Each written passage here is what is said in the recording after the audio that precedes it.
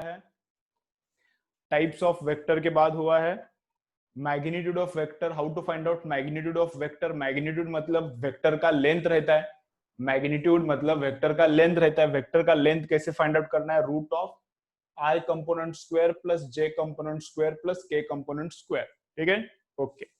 तो मैग्नीट्यूड के बाद क्या हो गया? Position vector. Position vector starts from the origin ends at the point. ठीक है, चलो। तो जो पॉइंट का कोऑर्डिनेट रहता है वही पोजीशन वेक्टर रहता है, पॉइंट का जो कोऑर्डिनेट्स रहता है वही पोजीशन वेक्टर रहता है।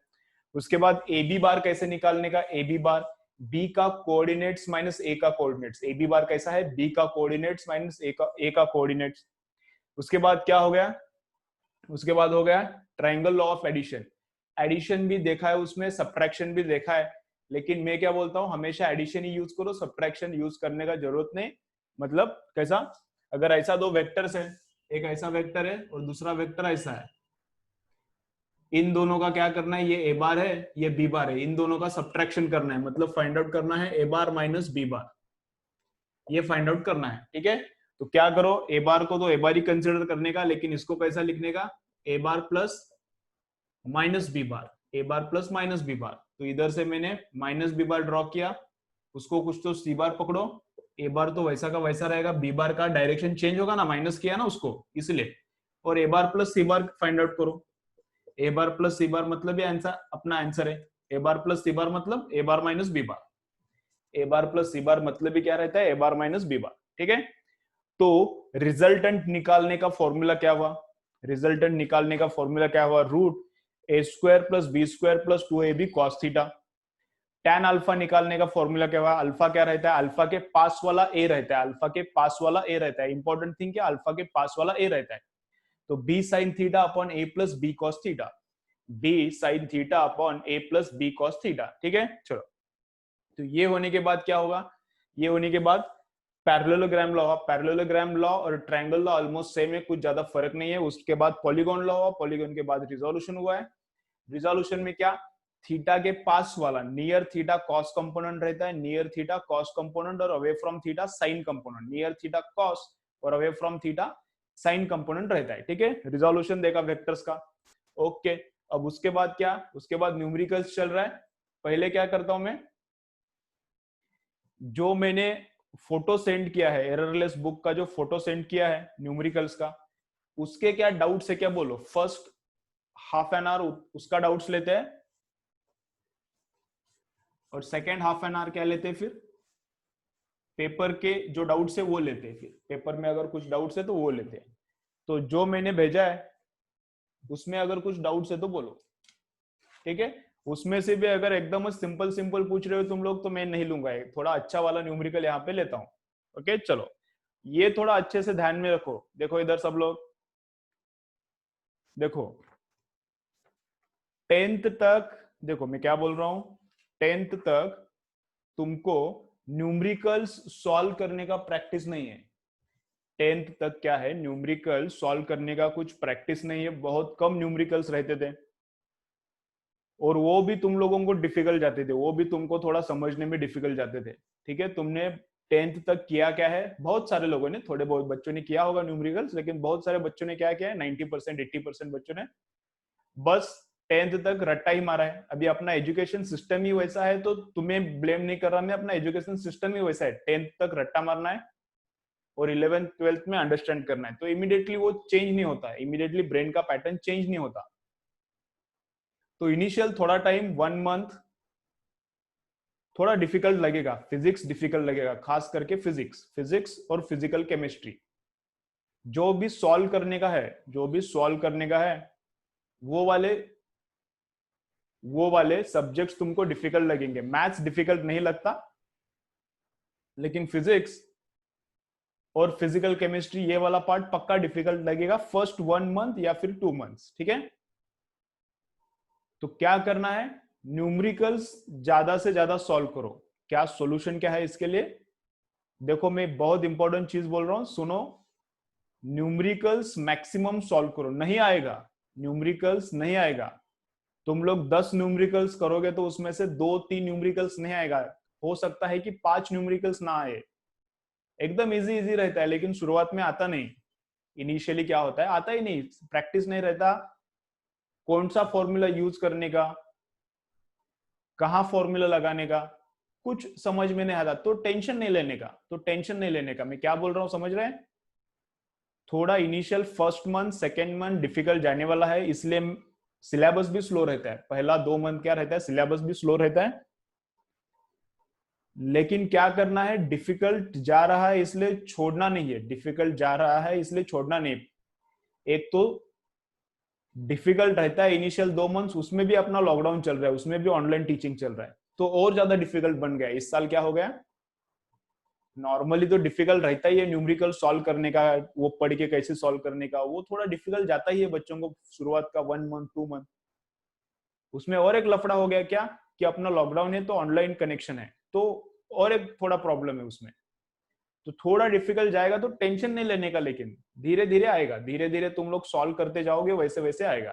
ठीक है, ओके चलो। लेकिन सॉल्व करने का, भले ही एक न्यूमेरिकल को आधा घंटा लगे, एक न्यूमेरिकल को तुमको सॉल्व करने में आधा घंटा लगे, ठीक है, लेकिन खुद सॉल्व करने का, पीछे नहीं देखने का, आंसर बुक्स के पीछे सॉल्यूशन दिया हुआ रहता है, वो कभी नहीं देखने का। मैक्सिमम तुम लोग ट्राई करो, मैक्सिमम तुम लोग ट्राई करो, ठीक है, एकदम सुपर बनेगा। फिजिक्स और फिजिकल केमिस्ट्री जो भी सॉल्व करने का तुमको रहता है, एकदम सुपर बनेगा, पीछे नहीं देखने का। भले ही एक न्यूमेरिकल को आधा घंटा लगता है, 1 घंटा लगता है, ओके, लेकिन एकदम सुपर होता है फिर फिजिक्स। ठीक है, चलो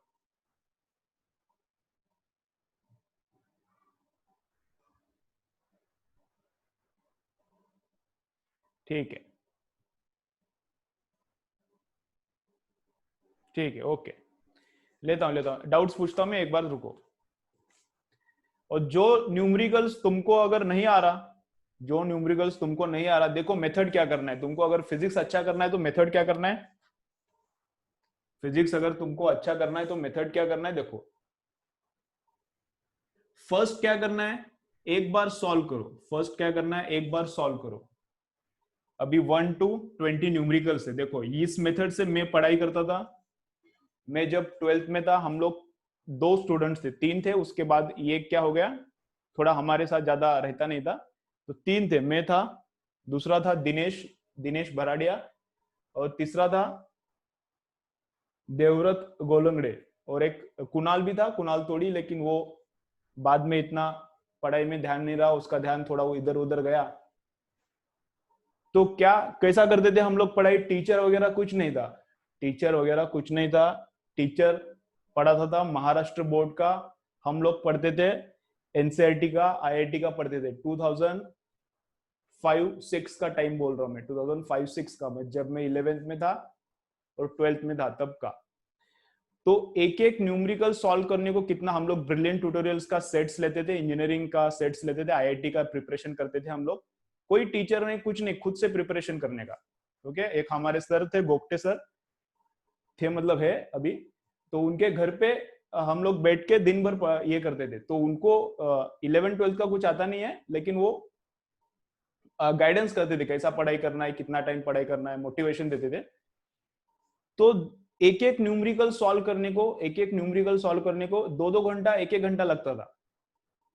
मुझे नहीं आता था तो मैं दिनेश को बोलता था, दिनेश को नहीं आता था तो मैं चेक करता था, दोनों को नहीं आता था तो हम लोग देवव्रत को पूछते थे। ठीक है, ऐसा 1-1 घंटा लगता था। कभी कभी तो एक एक न्यूमेरिकल को 2-2 घंटा लगा है आईआईटी का न्यूमेरिकल सॉल्व, क्योंकि टीचर ही नहीं था। जहां पे हम लोग पढ़ते थे वहां पे टीचर ही नहीं था। टीचर से ज्यादा तो मेरे को ही आता था, टीचर से ज्यादा तो मुझे अच्छा आता था, क्योंकि टीचर महाराष्ट्र बोर्ड का पढ़ाता था, हम लोग एनसीईआरटी और ये आईआईटी का ब्रिलियंट ट्यूटोरियल्स का पढ़ते थे। लेकिन उसका बहुत फायदा होता है, लेकिन उसका बहुत फायदा होता है। कुछ टीचर नहीं कुछ नहीं, लेकिन रिजल्ट्स देखो। मेरा तो तुमको बता दिया है, सीईटी में कितना स्कोर था, मैथ सीईटी में 190। तब कुछ इतना बुक्स वगैरह नहीं था, आउट ऑफ 200 कितना 190। कुछ बुक्स वगैरह इतना ज्यादा नहीं थे, बहुत कम बुक्स थे। 2 साल हुआ था शायद इंजीनियरिंग सीईटी को, 2-3 साल हुआ था। मेडिकल सीईटी को 4-5 इयर्स हुआ था, स्टार्ट हुआ था बस तब सीईटी। ओके, लेकिन इसका फायदा कितना है, खुद से सॉल्व करने का, पीछे नहीं देखने का, खुद से सॉल्व करने का। जितना हो सके, एक न्यूमेरिकल को आधा घंटा लगता है, नो टेंशन, बहुत फायदा देता है, ब्रेन को एकदम शार्प बनाता है। दूसरा जो दिनेश था, उसको सीईटी में 188 आया, लेकिन वो आईआईटी में सिलेक्ट हो गया। आईआईटी में मेरा नहीं हुआ, लेकिन उसका आईआईटी में हो गया। उसका सीईटी में 188 आया, मेरे से कम आया, लेकिन उसका आईआईटी में क्लियर हो गया। ठीक है। और तीसरा जो देवव्रत था, उसका सीईटी में 196 था। तीसरा जो देवव्रत था, उसका सीईटी में कितना था? 196 था। कुछ बच्चे अपने पास अभी जो आ रहे हैं ऑनलाइन, उसमें से कुछ बच्चे उस जहां में पढ़ता था वहां से भी है, तो उनको पूछो, उनको पूछो ये रिजल्ट्स में जो बता रहा हूँ हवा में बोल रहा हूँ क्या सही में बोल रहा हूँ। कुछ टीचर नहीं, तुमको लगेगा सर क्या हवा में फंडा मार रहा है। यहाँ पे कौन कौन रहा है? दिव्या आ रहे, 2 दिव्या है। दोनों दिव्या किधर से? इचलकरंजी से, जहां पे मैं पढ़ता था। और कौन है यहाँ पे? ये भी है, कौन? प्रथमेश भी है। प्रथमेश भी उधर से ही है। ओके। तो उनको पूछो ऐसा है क्या, क्या सर हवा में फेंक रहा है? कुछ हवा में नहीं, जो है वो बोल रहा हूँ। कुछ भी टीचर नहीं, लेकिन होता है प्रिपरेशन। ओके। कुछ हवा में नहीं। तो लिनो भी उधर से है क्या? लिनो भी उधर से, देखो लिनो को भी पूछो। तो कुछ हवा में नहीं बोल रहा मैं, ऐसा होता है। लेकिन क्या बोल रहा हूँ, बहुत मेहनत लगता है इसको, बहुत मेहनत लगता है। तो क्या बोल रहा हूँ, क्या बोल रहा हूँ? तो टाइम लगेगा इनिशियली, न्यूमेरिकल सॉल्व करते वक्त टाइम लगेगा। इनिशियली न्यूमेरिकल्स सॉल्व करते वक्त टाइम लगेगा, डिफिकल्ट लगता है, सर दर्द होता है। इधर इधर दर्द होता था, इधर इधर ऐसा दर्द होता है। आधा घंटा हो गया एक न्यूमेरिकल सॉल्व करते, तो इधर इधर देखो, इधर दर्द होता है, इधर और इधर। तुमको भी होता होगा, इधर दर्द होने चालू होता है। कुछ समझता नहीं कैसा न्यूमेरिकल सॉल्व करने का, लेकिन फिर भी ट्राई करने का, फिर भी ट्राई करने का, तो एकदम शार्प होता है। फिजिक्स एकदम सुपर होता है। कोई टीचर नहीं था तो हम लोगों को इतना अच्छा मार्क्स आया था। कोई टीचर नहीं था, फिर भी हमको इतना अच्छा मार्क्स आया था। तुमको तो मैं बोल रहा हूँ, गाइडेंस कर रहा हूँ, तो और अच्छा मार्क्स आता है। ओके चलो। तो कैसा, देखो क्या करने का। फर्स्ट फर्स्ट क्या करने का, एक बार पूरा सॉल्व करने का। 20 न्यूमेरिकल से तो पूरा सॉल्व करो। समझो तुमको 5 नंबर आता नहीं, 6 नंबर आता नहीं, तो उसको ऐसा बाजू में रखो, उसको बाजू में रखो। तो जितना आता है उतना सॉल्व करो। 1 आता है, 2 आता है, 3 आता है, 4 आता है, 5 ट्राई करो। 15 मिनट हो गए, नहीं आ रहा, छोड़ो उसको। फिर 6 7 नहीं आ रहा, 10 मिनट ट्राई किया, नहीं आ रहा, छोड़ो, फिर आगे जाओ। फिर पूरा होने के बाद वापस इसको ट्राई करो। पूरा होने के बाद वापस उसको 1 आध घंटा 2 घंटा लेके बैठो। तुमको लग सकता है कि टाइम पास कर रहा हूँ क्या, 3 ही न्यूमेरिकल को आधा घंटा लग रहा है, 3 ही न्यूमेरिकल को 1 घंटा लग रहा है, लेकिन ये बहुत फायदा करता है, इससे ब्रेन बहुत शार्प होता है। ठीक है। चलो, तो ऐसे पढ़ाई करो, पीछे नहीं देखने का, आंसर पीछे नहीं देखने का, जितना हो सके खुद से करने का। अगर नहीं आया तो ही मुझे पूछने का। ठीक है। अगर नहीं आया तो ही मुझे पूछने का। तो इसमें से अगर कुछ आता नहीं तुमको, तो इमीडिएटली मुझे पूछने का नहीं, 2-3 दिन ट्राई करने का, बहुत ट्राई करने का। फिर तुम लोग क्या करो, फोटो लो उसका और मुझे व्हाट्सएप पे सेंड करो। मैं उसका वीडियो बनाऊंगा, या फिर देखते हैं कैसे करने का। डाउट्स का हम लोग एक पूरे वीक का डाउट्स जो है उसका एक मैं लेक्चर बना के वीडियो ही भेजता हूँ, कुछ तो ऐसा करेंगे। ठीक है। चलो, तो क्लियर। बोलता हूँ प्रथमेश बाद में। तो क्लियर तुमको। न्यूमेरिकल्स नहीं आता इसलिए छोड़ो मत। कंक्लूजन क्या, न्यूमेरिकल्स नहीं आता इसलिए छोड़ो मत, सॉल्व करते रहो। इनिशियल 1 मंथ 2 मंथ्स डिफिकल्ट जाएगा, लेकिन बाद में इजी लगेगा। अगर अब सॉल्व करोगे तो, अब नहीं सॉल्व करोगे तो पूरा 2 साल डिफिकल्ट लगेगा। अगर अब नहीं सॉल्व करोगे तो पूरा 2 साल डिफिकल्ट लगेगा। तो सॉल्व करो। टाइम लगता है तो ठीक है, कोई प्रॉब्लम नहीं, वो टाइम पास नहीं रहता। आधा घंटा लगता है एक न्यूमेरिकल को, तो आधा घंटा टाइम पास नहीं है, तुम लोग काम ही कर रहे हो, ऐसा ही रहता है, वो ब्रेन शार्प होते रहता है। कम न्यूमेरिकल सॉल्व करो, लेकिन पीछे मत देखो। बुक्स के पीछे जो सॉल्यूशन रहता है वो मत देखो, कम सॉल्व करो। 50 नहीं होता न्यूमेरिकल्स, नो प्रॉब्लम, 10 करो, लेकिन खुद सॉल्व करो तो अच्छा हो जाएगा ब्रेन। ठीक है। चलो, तो क्या है, कौन सा क्वेश्चन नंबर?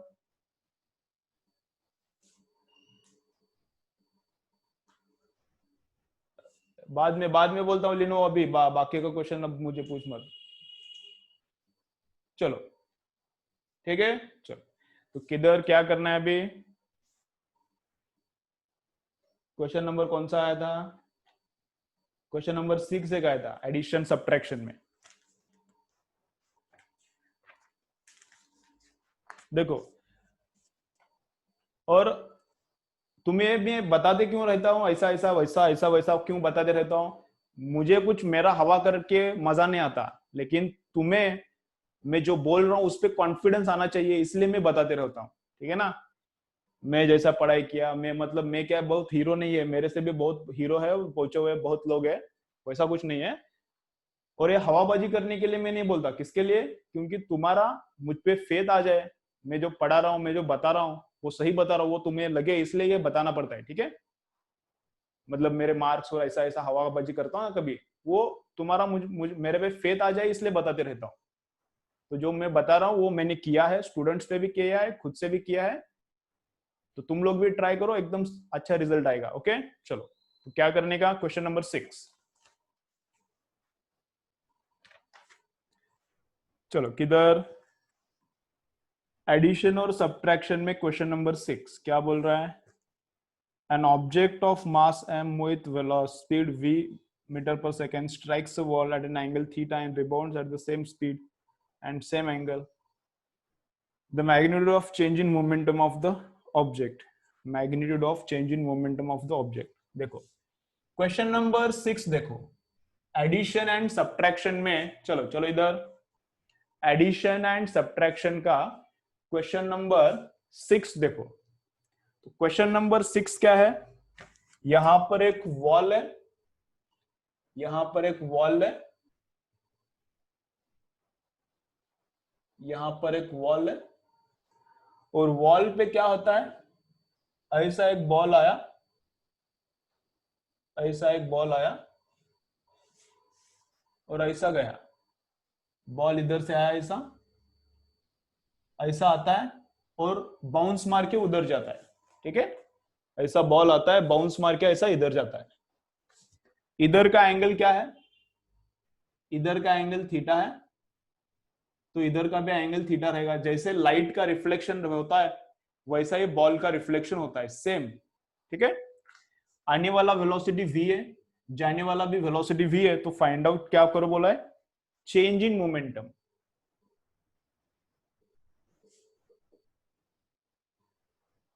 p मतलब मोमेंटम, तो क्या फाइंड आउट करो बोला है, change in momentum find out करो। तो चेंज इन मोमेंटम क्या रहता है देखो, तो चलो, तो ये मोमेंटम कैसा करना है, बॉल जब इधर आ रहा है, चलो देखो, बॉल जब इधर आ रहा है तब इधर का वेलोसिटी कितना है,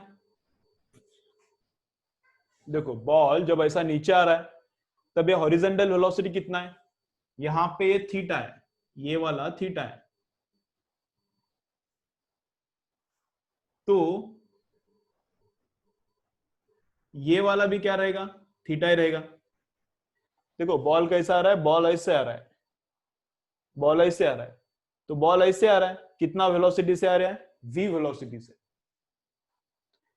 तो ये डाउनवर्ड कंपोनेंट, ये थीटा है तो ये भी थीटा रहेगा, तो डाउनवर्ड कंपोनेंट कितना रहेगा, v cos थीटा, तो ये डाउनवर्ड कंपोनेंट क्या रहेगा, v cos थीटा, ठीक है। चेंज इन मोमेंटम निकालना है, ये राइट वाला, ये v है वेलोसिटी, तो ये वाला कंपोनेंट अवे फ्रॉम थीटा है, तो ये क्या रहेगा, v sin थीटा, ये रहेगा v sin थीटा, ठीक है।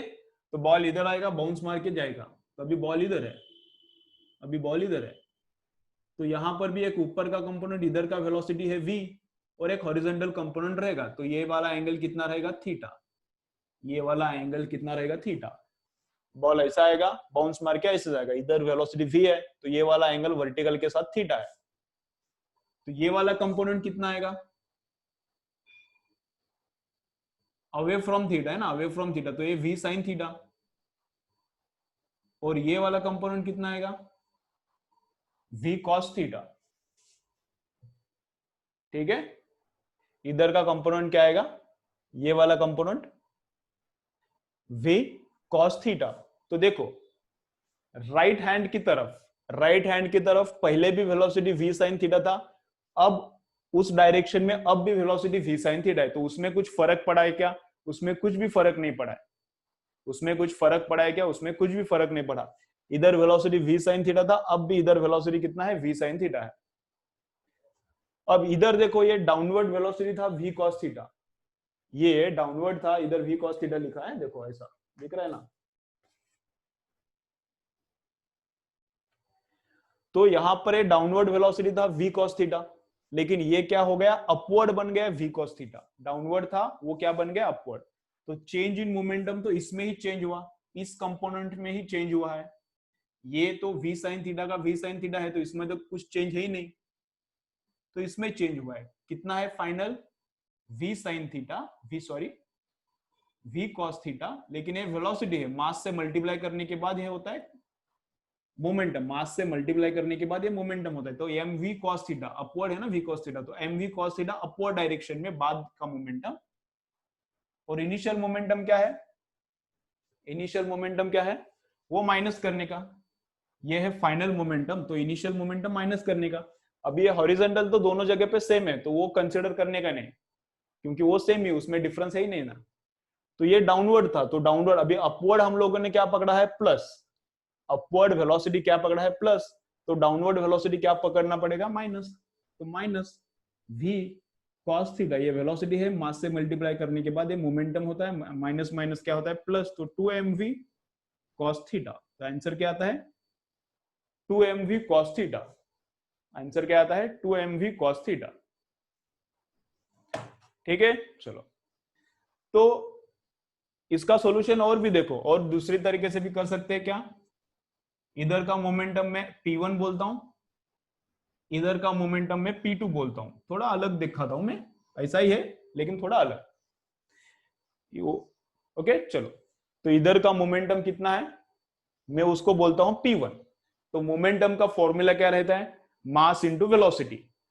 तो मास इंटू वेलोसिटी इस डायरेक्शन का v sin थीटा, ये कौन से डायरेक्शन में है, I।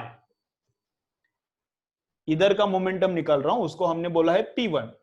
तो मास इंटू वेलोसिटी, कौन सा, इस डायरेक्शन का वेलोसिटी, तो इस डायरेक्शन का मोमेंटम मिला, तो इस डायरेक्शन का मोमेंटम है, इसलिए आई, मोमेंटम को डायरेक्शन रहता है।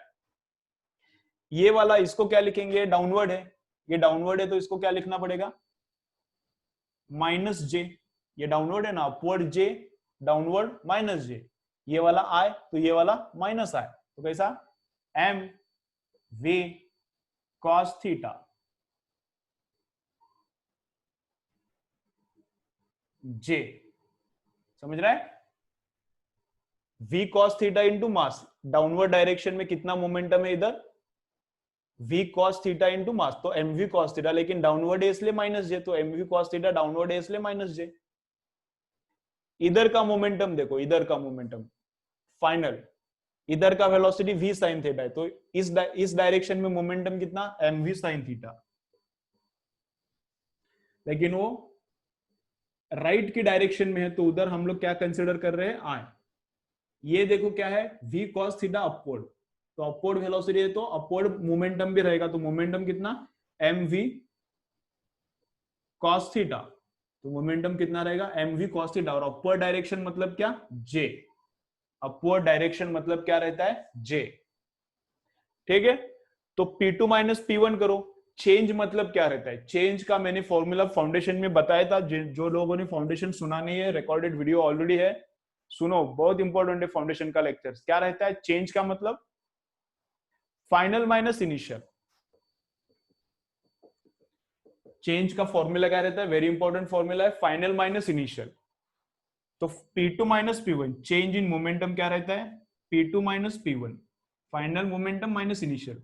तो दिस माइनस दिस, तो mv साइन कैंसिल हो गया था, इधर लिया नहीं था ना, इसलिए कैंसिल होता है, और mv cos and minus of ये माइनस तो प्लस होता है, तो कितना आता है, 2mv cos थीटा, और कौन सा डायरेक्शन आता है उसका, j। यहाँ पे डायरेक्शन नहीं समझता, ऐसा किया तो डायरेक्शन भी समझता है, चेंज का वैल्यू कितना आया, 2mv cos थीटा, और उसका डायरेक्शन क्या है, j, मतलब क्या, अपवर्ड। ठीक है, चलो क्वेश्चन क्लियर क्या, कमेंट करो, लिख के लो, दोनों टाइप से लिख के लो, ऐसा भी लिखो ऐसा भी लिखो। क्लियर हो गया क्या, चलो चलो क्लियर हो गया क्या क्वेश्चन, कमेंट कमेंट करो, बाकी लोग क्वेश्चन क्लियर हो गया क्या, जो अच्छे न्यूमेरिकल से वही मैं इधर लेता हूं, थोड़ी डिफिकल्ट वाले वैसे ही। ठीक है, चलो ठीक है, लिखो फटाफट, आई जे के फॉर्म में भी लिखो, और आई जे करना नहीं है, डायरेक्ट करना है तो डायरेक्ट भी हो सकता है।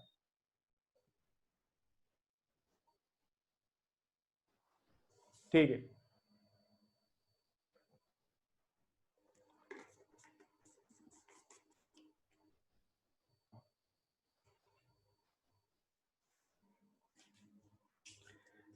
देखो लाइट में निकालता हूं, लाइट अगर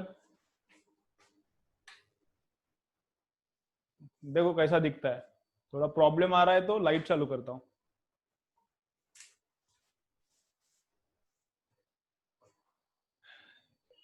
इधर अभी फ्लैश नहीं आएगा, लेकिन ओवरऑल ब्राइटनेस कम हो सकता है।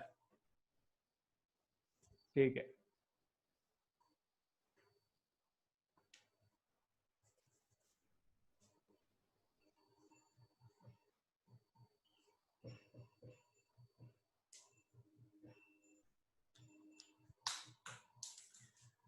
ओके, और फेयर एंड लवली अभी मिलने नहीं वाला, जिनको चाहिए अभी खरीद के रखो।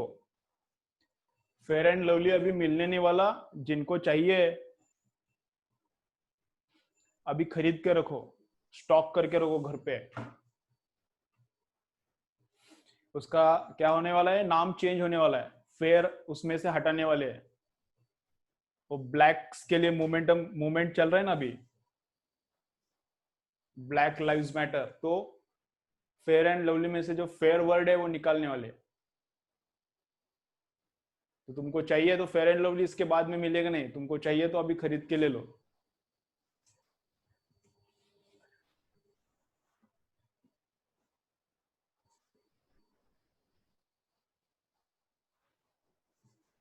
चलो हो गया, हो गया क्या?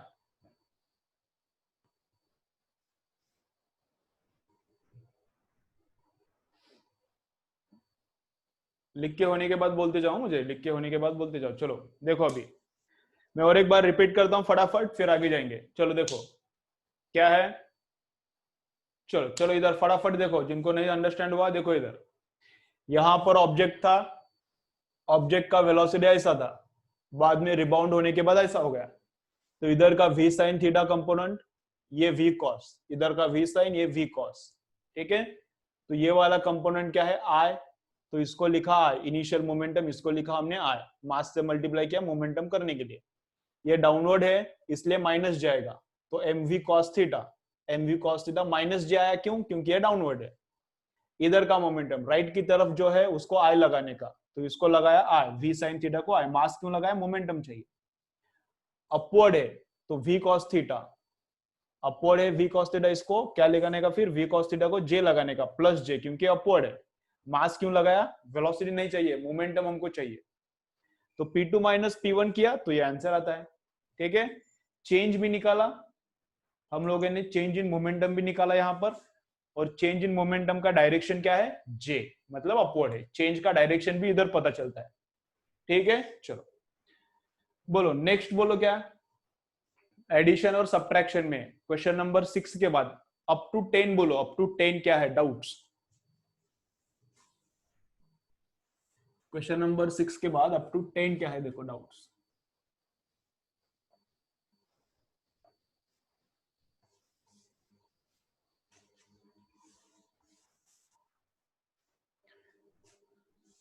चलो बोलो क्या, अप टू 10 कुछ डाउट्स है, नहीं है तो मैं आगे चलता हूं। होमवर्क, होमवर्क करते रहो, होमवर्क करो तभी फायदा होगा, होमवर्क करो तभी फायदा होगा।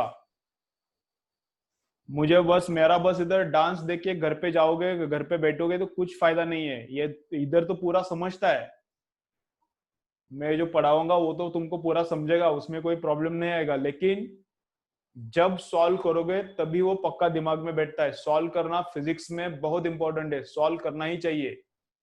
ठीक है, चलो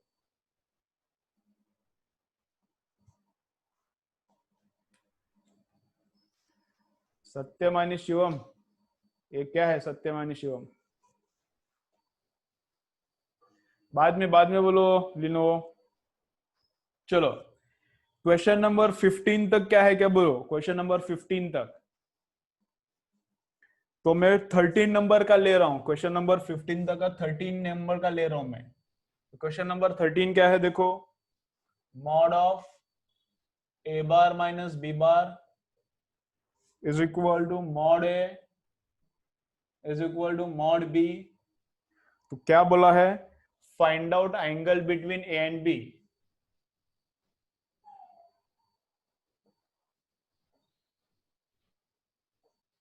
ठीक है, चलो इधर देखो, ए बार माइनस बी बार का मॉड, ए बार का मॉड एंड बी बार का मॉड तीनों सेम है, तो we have to find out angle between A and B. तो कैसे फाइंड आउट करना है एंगल, चलो देखो सिंपल सिंपल है। तो ए माइनस बी का फॉर्मूला क्या रहेगा, a square plus b square. A minus b का मॉड है ना, तो ए माइनस बी का मॉड मैग्नीट्यूड का फॉर्मूला क्या रहेगा, a square plus b square minus 2ab cos of angle between A and B. तो इसका मॉड और ए दोनों सेम ही है, ए माइनस बी का मॉड मतलब ए और ए का मॉड मतलब ए, दोनों क्या है, सेम है। ठीक है, चलो तो b और a का भी वैल्यू सेम है, b और a का भी मॉड का वैल्यू सेम है, तो b को मैं क्या बोलता हूं, a बोलता हूं। a का मॉड और b का मॉड, इसको हम लोग ऐसा भी लिख सकते हैं, मॉड जनरली कभी लिखते नहीं, विदाउट बार लिखा है, वेक्टर को विदाउट बार लिखा है, मतलब उसका magnitude a is equal to b है, तो b को हम लोग a लिख सकते हैं। तो क्या होता है ये देखो, रूट ऑफ, तो चलो दोनों तरफ स्क्वायर करता हूं, तो रूट जाएगा उधर, स्क्वायर बन जाएगा ए स्क्वायर। तो ए स्क्वायर प्लस बी मतलब ही कितना है, ए ही है, ए स्क्वायर माइनस 2 इंटू ए इंटू बी, बी मतलब ए ही है, तो a into a square into cos of theta. अभी इसको सॉल्व करो, इधर का एक ए स्क्वायर और उधर का एक ए स्क्वायर बस उड़ गया, तो 2a स्क्वायर कॉस थीटा, उसको उधर भेजा तो प्लस बनता है, is equal to A square. तो कॉस ऑफ थीटा कितना आता है, ए स्क्वायर अपॉन 2a स्क्वायर मतलब हाफ।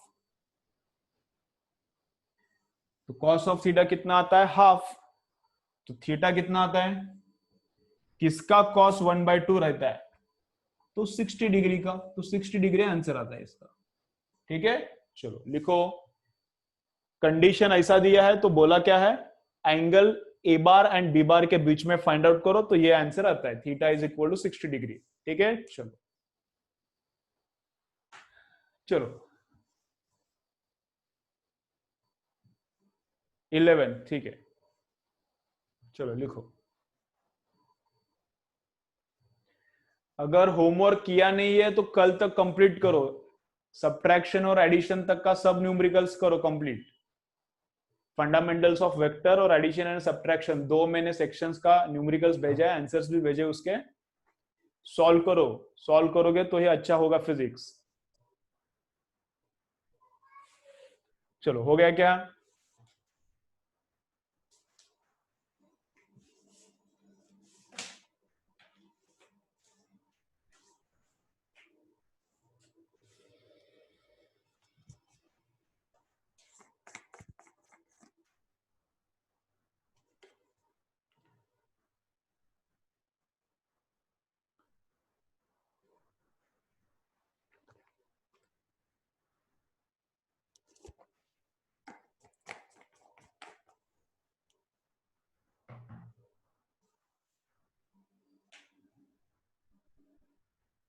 ठीक है, चलो एडिशन और सब्ट्रैक्शन का, एडिशन और सब्ट्रैक्शन का 11th वाला देखो, फंडामेंटल्स का 9th लिया है ऑलरेडी, 9th लिया है प्रीवियस लेक्चर में। चलो ओके, अगर इजी है तो मैं यहां पर नहीं लूंगा, डिफिकल्ट वाले लेता हूं। देखो कौन सा बोल रहे, 11th बोल रहे, 11th क्या है,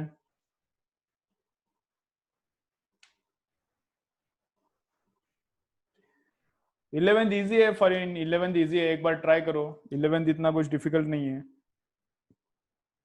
11th इजी है, इजी है, मैं बाद में बोलता हूँ लेक्चर के बाद, हाँ तुझे चाहिए तो लेक्चर होने के बाद बोलता हूँ।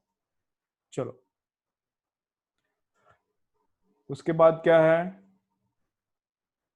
देखो ये वाला थोड़ा अच्छा लग रहा है मुझे, 2 forces 3 Newton and 2 Newton, 3 Newton and 2 Newton, इनके बीच में एंगल है थीटा, एंड इन दोनों का रिजल्टेंट है R. First force is now increased to 6। पहला वाला फोर्स क्या किया, 6 न्यूटन किया। दूसरा वाला कुछ चेंज नहीं किया, 2 न्यूटन का 2 न्यूटन ही है, और उनके बीच का एंगल सेम है थीटा, लेकिन रिजल्टेंट कितना बन गया, 2r। जब ये वाला फोर्स डबल बनता है तब रिजल्टेंट डबल बनता है, ऐसा इंफॉर्मेशन दिया है। क्वेश्चन नंबर कौन सा ले रहा हूं मैं, 23। तो क्या फाइंड आउट करो बोला है, थीटा फाइंड आउट करो। तो क्या फाइंड आउट करो बोला है इसमें, थीटा फाइंड आउट करो बोला है। 19 क्या, ठीक है लेता हूं मैं, एक एक आता हूं मैं। तो क्या फाइंड आउट करो बोला है, थीटा। तो कैसे फाइंड आउट करने का, चलो देखो ये वाला क्वेश्चन पहले देखो, क्वेश्चन नंबर 23। दो फोर्सेस का रिजल्टेंट इतना है, उनके बीच का एंगल, ये वाला डबल हो गया तो रिजल्टेंट डबल, उनके बीच का एंगल सेम रखा है, तो थीटा फाइंड आउट करो। तो पहला वाला इक्वेशन क्या आएगा, रूट ऑफ रिजल्टेंट का क्या इक्वेशन आता है, 3 स्क्वायर, पहला का स्क्वायर प्लस दूसरे वाले का square plus 2 into A into B into cos of angle between them. पहले वाले का स्क्वायर दूसरे वाले का square plus 2 into A into B into cos of angle between them. तो इन दोनों का रिजल्टेंट कितना आता है, आर आता है। इन दोनों का रिजल्टेंट कितना आता है, आर। यहां पर 6 और 2 है, इन दोनों का रिजल्टेंट कितना आता है, 2, और इनके बीच वाला एंगल पहले जितना था उतना ही है। तो अब कैसा आएगा, रूट ऑफ 6 स्क्वायर पहला फोर्स का स्क्वायर प्लस दूसरे फोर्स का स्क्वायर, 2 इंटू पहला फोर्स इंटू दूसरा फोर्स, डॉट मतलब मल्टीप्लीकेशन रहता है, 2 इंटू पहला फोर्स इंटू दूसरा force into cos of angle between them is equal to कितना, इधर का रिजल्टेंट अब चेंज हो गया 2r। ठीक है, चलो अब इसके बाद क्या करना है, ठीक है, एक बोलता हूं मैं, एक पूछता हूं तुमको, कोई नहीं, रुको अभी डाउट्स मत, ज्यादा वो ऊपर जाता है डाउट, फिर मुझे समझता नहीं, अभी डाउट मत भेजो मुझको। तो ये यहां पर एक इक्वेशन आया, यहां पर एक इक्वेशन आया, फाइंड आउट क्या करना है, थीटा। ये सॉल्व हो सकता है क्या, हो सकता है, कितना अननोन से, 2, आर एंड थीटा।